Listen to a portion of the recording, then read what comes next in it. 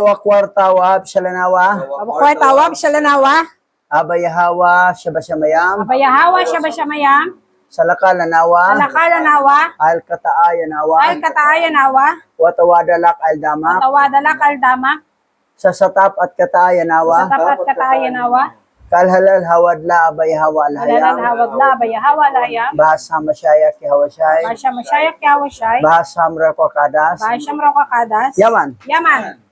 Okay. Ngayon, nandito na tayo sa chapter 7 ng pangalawang aklat ng Makabeo. Okay, basa. Pangalawang aklat ni Makabeo, Kabanata 7, verse 1 to 42. Sa isa namang pagkakataon, isang ina at ang kanyang 7 anak na lalaki ang ipinahuli ng hari. Sila'y pinahirapan para piliting kumain ng karning baboy na ipinagbabawal ng kautusan. Isa sa mga anak ang nangahas tumayo at nagsalita. Ano ba ang nais ninyong mangyari sa pagpapahirap sa amin?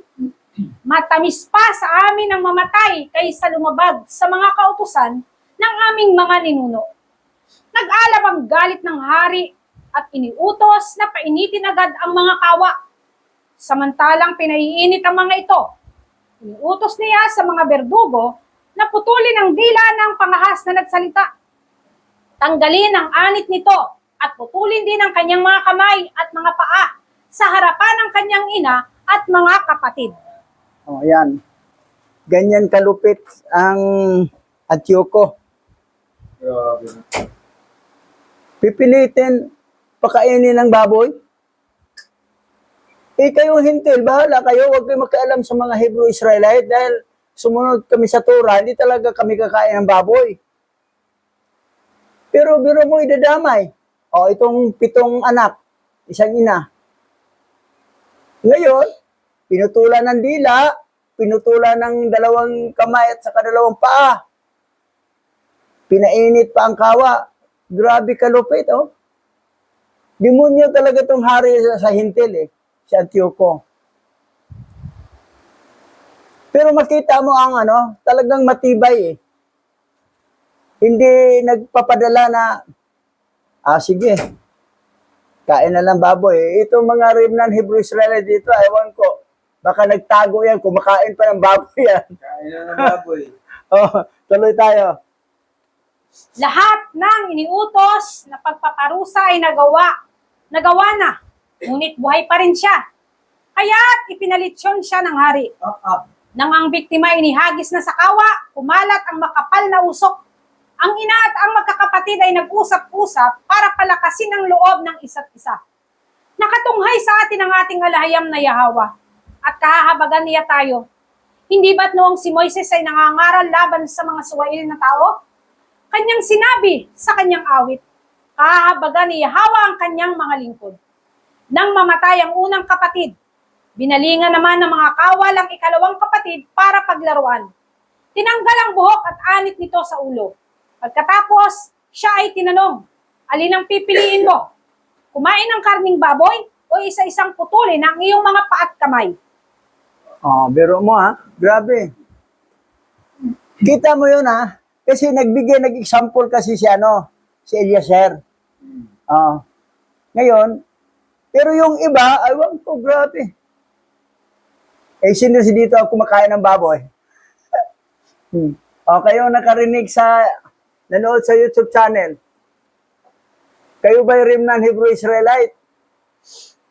Baka kumain pa kayo ng mga karning baboy. Litson, crispy pata. Malutong. Ito buhay na kataya. Kahit patay, hindi talaga kakain. Sinimulan ni Eliezer, eh. Okay, tuloy tayo. Sumagot ito sa wika ng kanyang mga ninuno.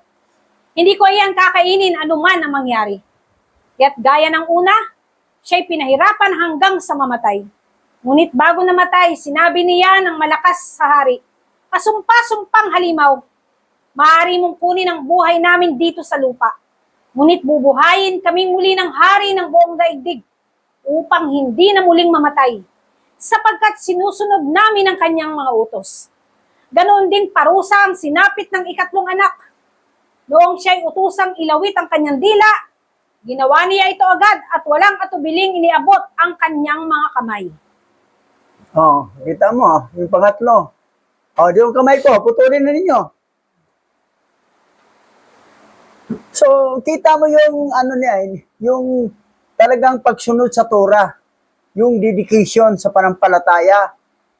Kahit buhay na kataya, basta Torah, batas, ay sundin. Karning baboy lang yan, ha? Paano pa ang yung pagtutuli at saka yung pagsamba sa araw ng Sabat. Isa yan sa mga kautusan. So, kita mo, talagang hindi natatakot sa kamatayan. Dahil alam nila, bubuhayin naman tayo uli. At sa pangalawang buhay natin, hindi na tayo mamatay. So, nakita mo yung mga tatlong anak, mga bata pa yan eh. Mga nasa mga 14 pa yan, 12, 13, 18, yung panganay. Okay, tuloy tayo. Ganito ang sinabi niya, tinanggap ko ang mga kamay na ito buhat sa langit. Subalit mas mahalaga para sa akin ang mga utos ng alahayam. At umaasa akong ibabalik niya ang mga kamay ko. Pati ang hari at mga tauhan niya ay humanga sa ipinakita niyang tapang ng loob at sa pagiging handa sa pagtanggap ng pagpaparusa nila.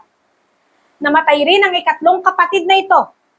Isinunod namang parusahan ng ikaapat sa ganito ring malupit na pamamaraan. Oh. Isa-isa sila lahat. Pero kita mo yung magkakapatid, talagang hindi kami pwede kumain ng baboy. Bawal yan eh. Pero ewan ko ngayon, magtatago pa, kumakain ng baboy. Kasi masarap, litson, crispy pata. Bawal nga yan. Okay, tuloy tayo. Nang mamatay na, sinabi nito, ako'y maligayang mamamatay sa kamay ninyo, sapagkat alam kong ako'y muling bubuhayin ng alahayam. Ngunit ikaw, Antioco, ay walang pag-asang mabubuhay uli. Ang sumunod na pinarusahan ay ang ikalimang kapatid. Mula sa pook ng parusahan, tumingin siya sa hari at sinabi, maaari mong gawin sa amin ang gusto mo, bagaman tao ka ring may kamatayan. Ngunit huwag mo nga akalain na pinabayaan na ng alahayam ang kanyang bansa. Maghintay kayo ng kaunti pang panahon. Ang kapangyarihan ng alahayam ang uusig sa inyo at sa inyong lahi. O yan. Puro matibay. Itong mga magkakapatid, hanggang kamatayan, di talaga patinag. Hindi pa tukso. Karing baboy, baka litson pa yon. O crispy pata pa. Inadubo ng mayos. Oo. Adobo pa yung iba. Okay, tuloy tayo.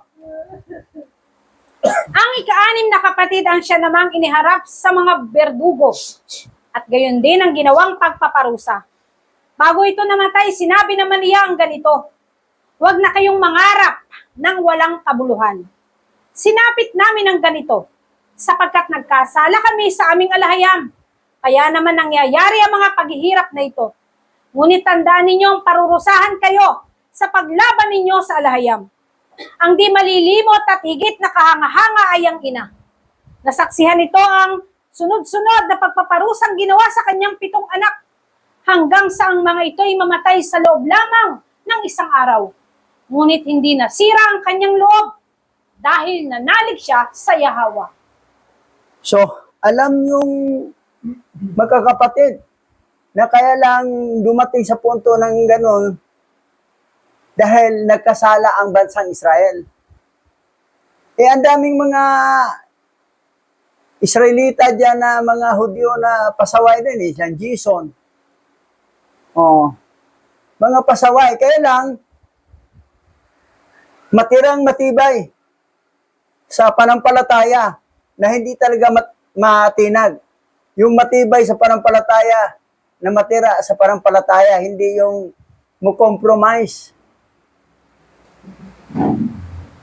So, kaya lang na nangyari ito, dahil namin nila na nagkasala kami, ang aming lahi.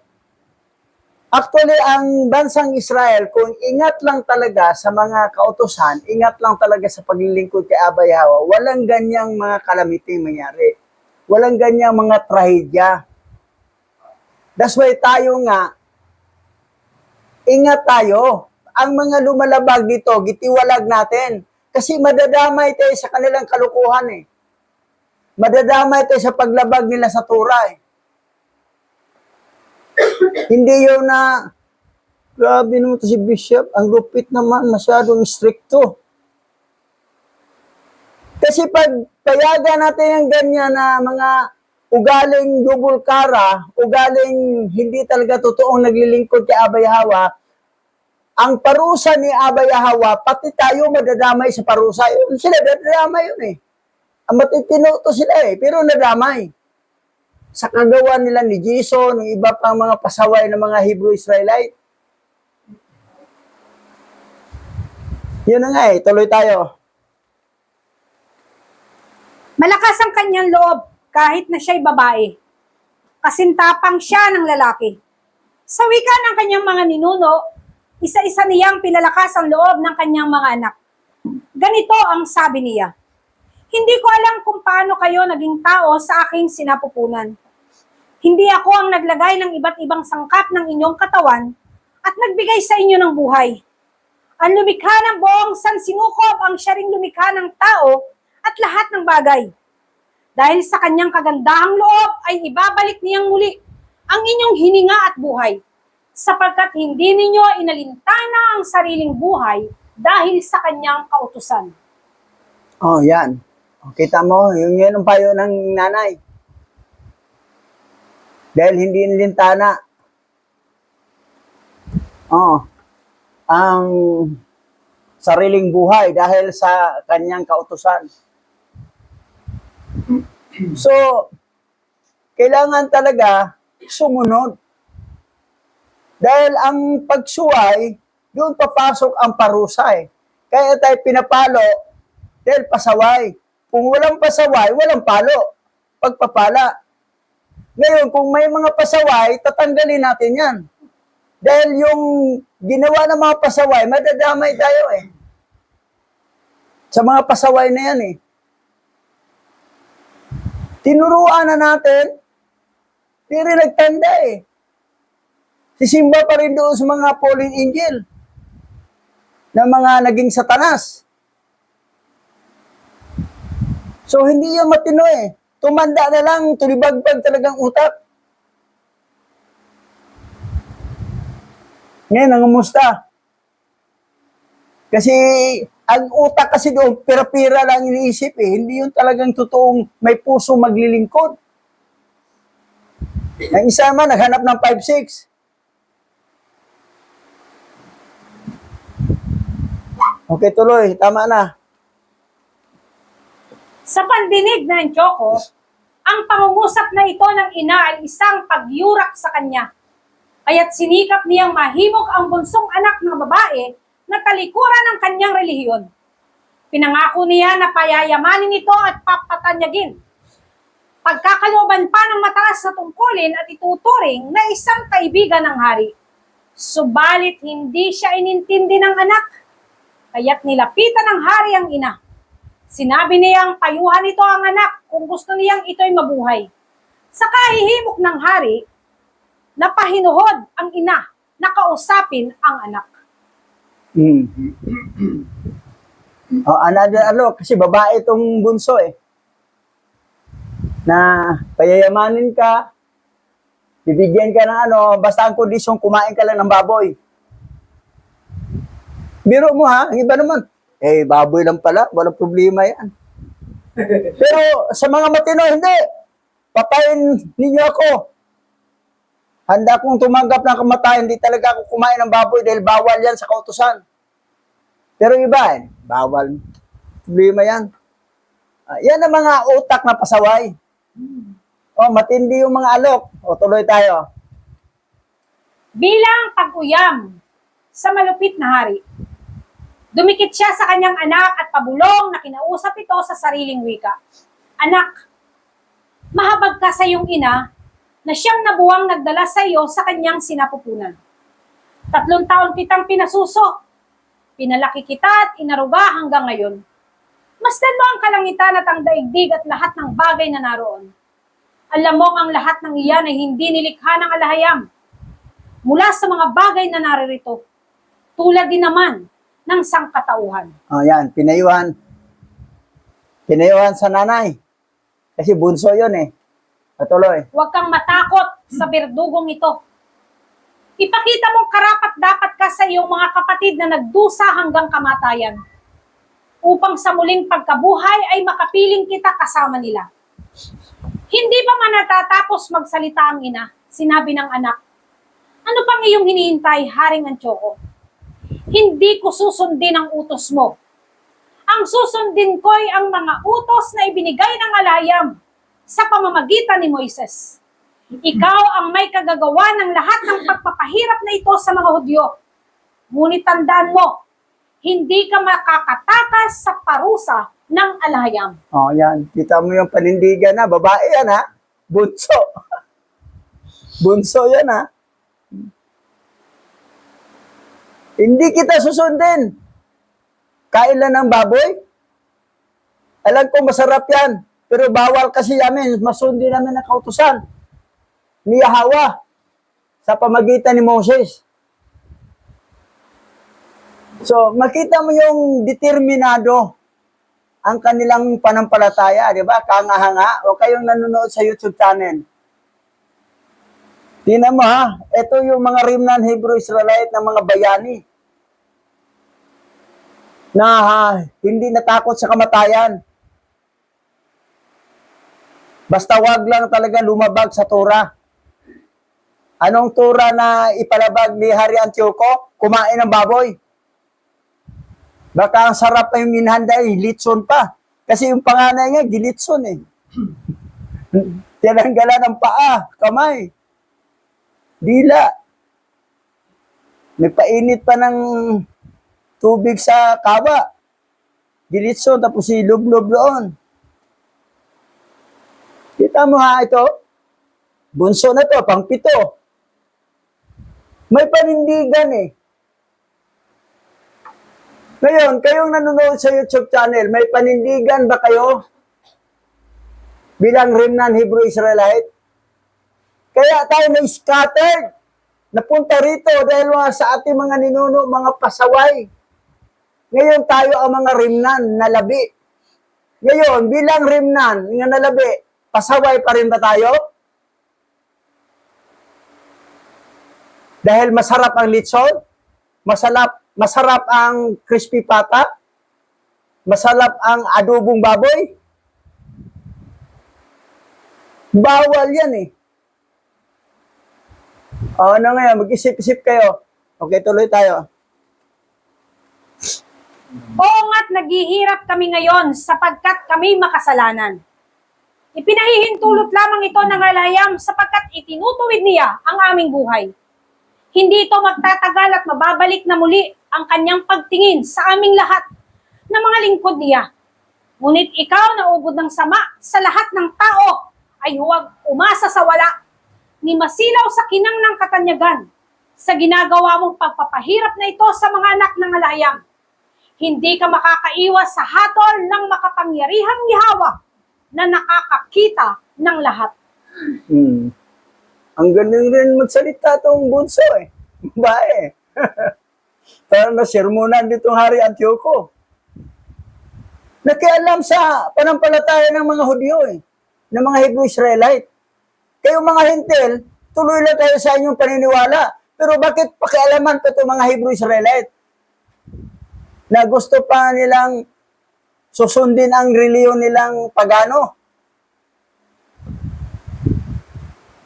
Ngayon, unti-unti nang magising ang mga Remnant Hebrew Israelite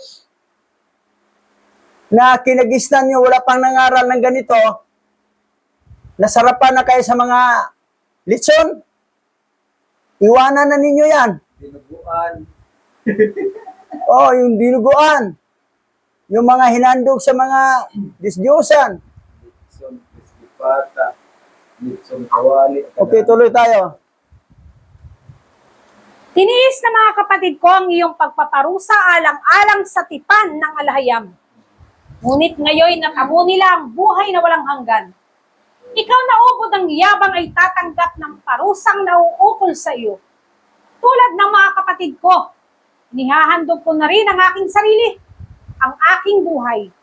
Alang-alang sa utos ng alahayam na sinusunod ng aming mga ninuno. Idinadalangin kong kahabagan nawa ng alahayam ang aming bansa sa lalong madaling panahon.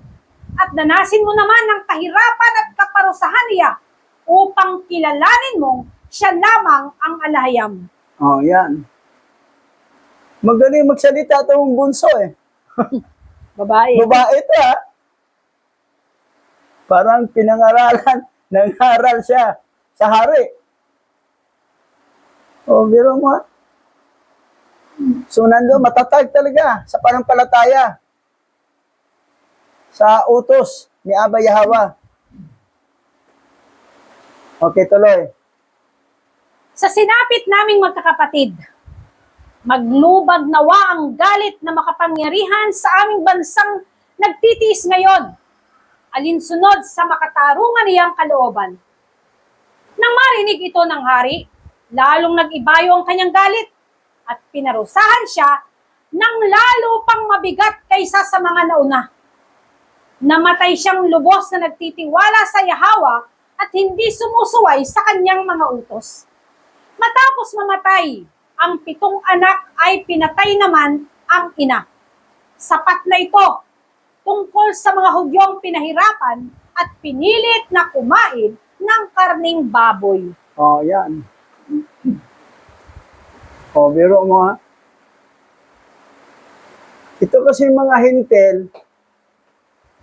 yun talagang gusto nila na ang mga remnant Hebrew Israelite nga na scattered sa 4 na sulok ng mundo na makakain ng baboy at sasambahin ang kanilang tatay nilang fallen angel. Sinamba nga. Ngayon, unti-unti nating gisingin sila na malaman ang katotohanan na yung mga sinasamba ninyo, mga Kristiyano kayo, mga fallen angel yan na naging mga satanas. Yung God, yung Diyos, Panginoon, Lord, Amen, Jesus, Jehovah, Yahweh, Elohim, lahat yan mga fallen angel na naging mga satanas. Ano ba ang pangalan ng Creator? Yahweh. Nagtatawag tao sa Yahweh siya eh. Ano ang katawagan sa kanya bilang makapangyarihan? Alahayam.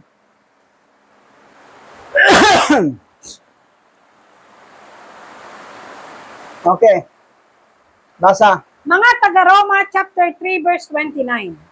Ang alahayam ba ay alahayam lamang ng mga Hudyo? Hindi ba't siya rin ang alahayam ng mga Hintil? Ang mga mananampalataya kay Yahawa siya'y Hamasyayak, maging Hudyo o Hintil, ay dapat sumunod sa Tura para sa isang banal na buhay. Dahil ang alahayam ay banal, dapat tayong maging banal dahil siya rin ang alahayam ng mga Hintil.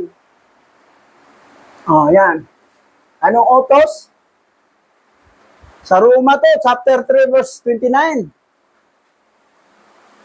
Ang mga nanampalataya kay Yahawa siya'y Hamasyayak, maging Hudyo o Hintil. Hindi lang Hudyo o Hintil, ay dapat sumunod sa Torah. Ay dapat sumunod sa Torah para sa isang banal na buhay. Dahil ang alahayam ay banal, dapat tayong maging banal dahil siya rin ay alahayam ng mga Hintil. Ang Torah kasi pag sinusunod mo, magkakaroon ka ng banal na pamumuhay. Sinusunod natin ang kautusan. So yan.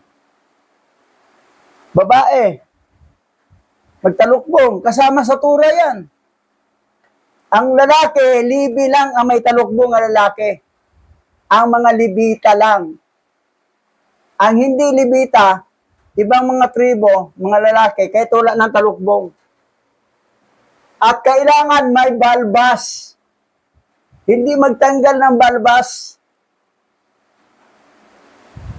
At kailangan may tirintas, may ganito, may kalawit. Kasama sa tura yan eh. Okay, tuloy tayo.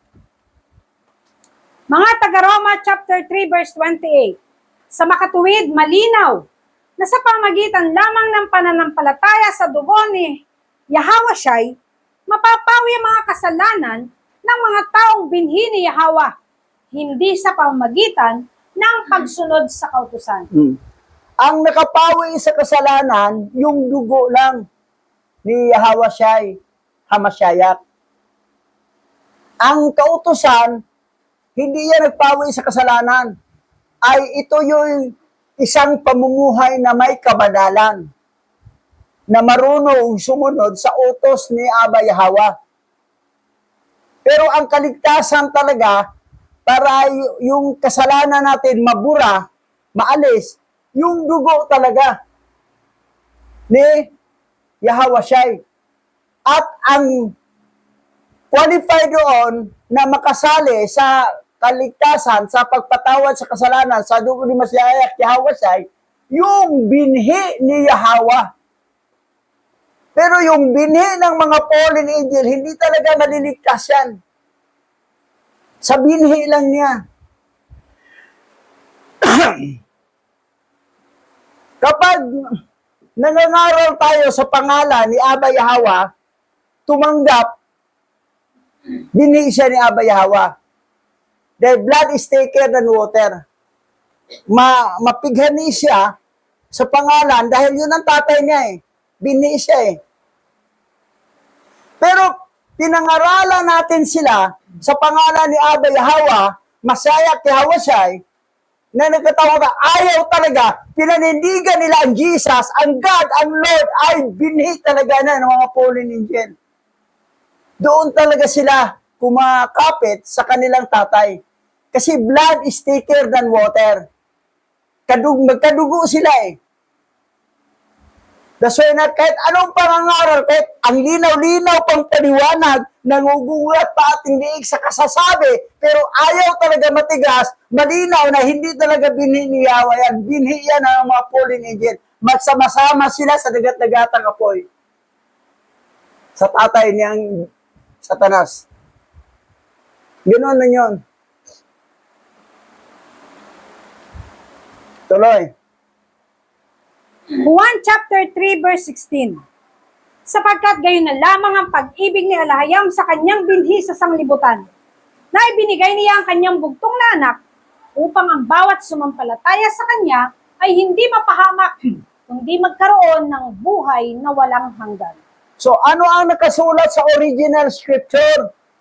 Sapagkat gayon na lamang ang pag-ibig ni Alahayam sa kanyang binhi. Pero sa yung dinoktor na tinanggal tong binhi para magmukhang pangkalahatan. Ang pag-ibig ng Alahayam sa pangkalahatan. Hindi sa binhi lang. Sapagkat gayon na lamang ang pag-ibig ni Alahayam sa kanyang binhi sa sanglibutan. Yung sa sanglibutan na nandito nakatira, yung binhi lang niya. Na binigay niya ang kanyang bugtong na anak upang ang bawat sumampalataya sa kanya ay hindi mapahamak, kundi magkaroon ng buhay na walang hanggan. Sino yon? Yung binhi lang ng Alahayam. Binhi ni Yahweh. Hindi kasama ang binhi ng mga fallen angel. Kita mo paano nila dinoktor? Inalis tong binhi. Para mukhang kasama sila, kunwari.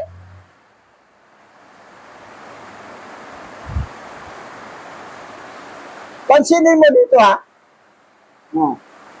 Sa makatuwid, sa Romans 3:28, malinaw na sa pamagitan lamang ng panampalataya sa dugo ni Yahweh, tinawi ang mga kasalanan sa mga taong binhi ni Yahweh.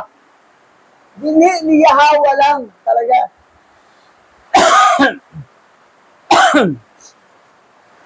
Ngayon, nasaan ang kaligtasan? Basa. Gawa chapter 4 verse 9. Ang kaligtasan ay matatagpuan lamang kay Yahweh Shai, sapagkat sa silong ng langit ang kanyang pangalan ang ibinigay ng alahayam para sa kaligtasan ng sangkatauhan. Yan.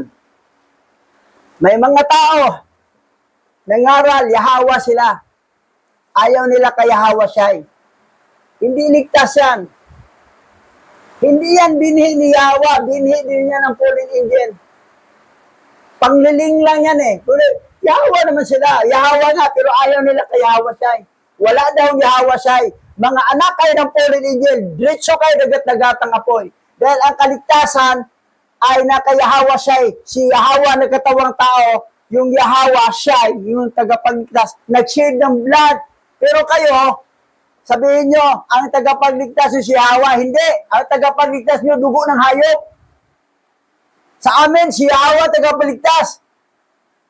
Nagkatawang tao para magkaroon ng dugo, laman. At yan ang nagligtas sa amin. Si Yahweh talaga nagligtas. Kasi si Yahweh, siya naman naging Yahweh siya yung nandito sa lupa. Pero ang kaligtasan nyo sa handog ng mga hayop, ay ang kaligtasan nyo, hindi kay Yahweh. Naggamit-gamit pa kanyong Yahweh, pero ginawa pa ninyong,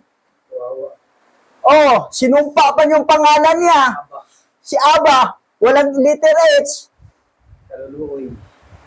Kabag-habag, kawa-awa, Yahweh. Biro mo, isang pamumusong yan. Isang pamumusong. Malinaw talaga, wala kayong alam sa Hebrew language. Alahayam nila. Sa grammar. Alahaya. Oh. Alahayam nila. Tapos, alahaya. Wala alahaya sa scripture. Alahay, mayroon. Alahay o alahayam. Walang alahaya. Alahaya. So, malinaw na kayo ay mga anak ng mga fallen angel o binhi ng mga fallen angel. Manliligaw para ano. Tuloy. Mga taga-Roma chapter 2 verse 14. Kapag ang mga hintil na naniniwala kay Mashiach Yahweh Shai ay dapat masakop ng kautusan ni Moises, ngunit kung ayaw nila, huwag silang pilitin dahil mayroon silang tuntunin ayon sa kanilang likas na pag-iisip at ito ay nagiging batas para sa kanila. Ito ngayon. Ang mga hintil dapat sumunod sa Torah. Dapat sumunod eh.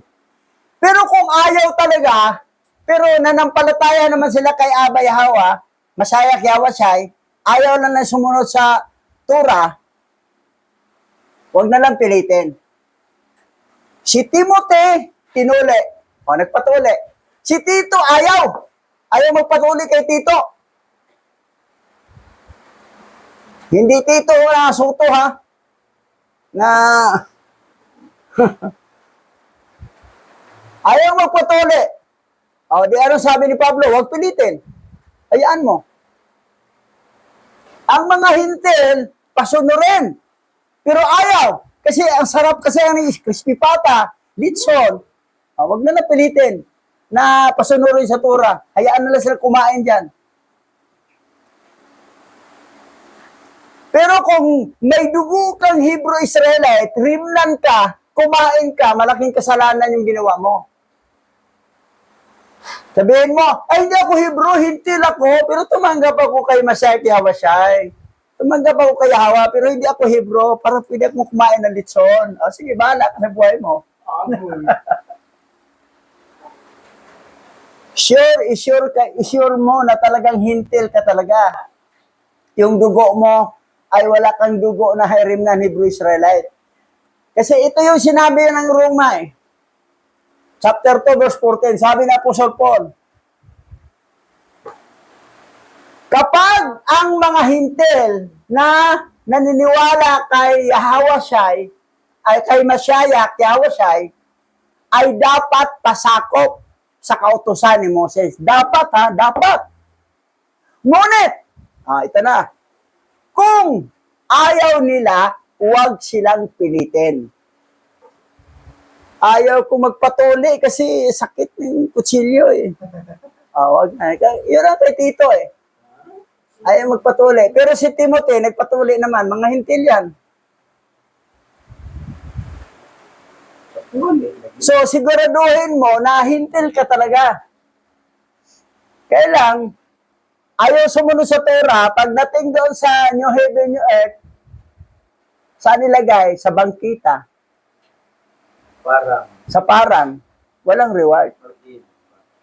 Kasi ang sabi ni Pablo, dapat pasakop ng kautusan ni Moses. Ang mga hintil dapat. Pero hindi ganyan pagkasulat doon sa dinuktor. That's why siniraan si Pablo. That's why yung iba naman, anti-Pablo. Dahil parang nirakan ni Pablo ang kautusan. Balbiran, sa perdition daw si Pablo. Kasi doon sila nakarely sa teaching ng dinuktor ng Bible ng Vatican Canon. Dito dapat sa original eh. Ngayon, basa.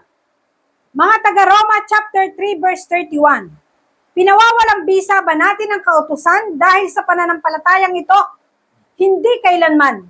Sa halip, pinagtitibay natin ito. Pinawalang bisa ba ang kautusan? Hindi. Pero ganito rin ang pagkasulat sa dinuktor. Pinagtitibay pa natin ito, ang kautusan. So malinaw na hindi talaga sinipa ni Pablo ang kautusan. Kaya lang may mabasa doon na parang dahil dinuktor yan, hindi yan ang nakasulat sa original. Dinuktor. Pero ito, hindi na dinuktor. Kapareho ito sa pagkasulat doon sa Catholic Bible. Pinawalang bisa ba natin ang kautusan? Dahil sa panampalatayang ito, hindi kailanman, hindi talaga. Sa halip, pinagtitibay pa natin ito. Kayong mga anti-Pablo, pag doon kayo mag-rely sa mga Bible, na Catholic Bible, na product by Vatican Canon Law, sinipa talaga ni Pablo ang Torah. Pero hindi yan ang nakasulat sa original. Ang nakasulat sa original ay hindi talaga sinipa.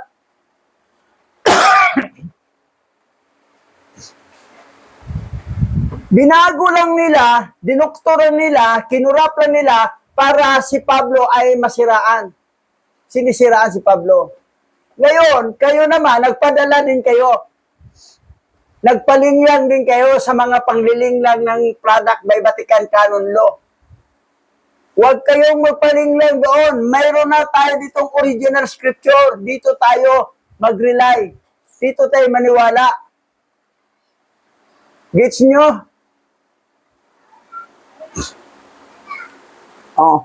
Dito nagtapos. Tayo ay dadako sa panalangin. Pastor Richard. Halalawaya. Ang laki ng challenge natin sa 7 magkakapatid, at ang nanay, para lang ipagtanggol ang kautusan ng Yahweh sa kanyang buhay bilang masugid na binhi ng ating alahayam.